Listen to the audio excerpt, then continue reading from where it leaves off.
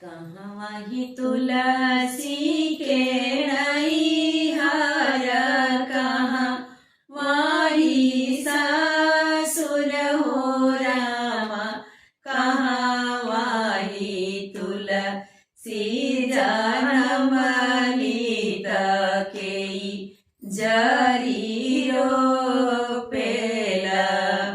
अहो रामा कहाँ वाही तुलसी जनम लीत केई जरी रोपेला। भोजपुर तुलसी के नैहर, अवधपुर सासुर हो रामा, पुर खेते तुलसी जनम ली मलहोरिया जरी रोपेला।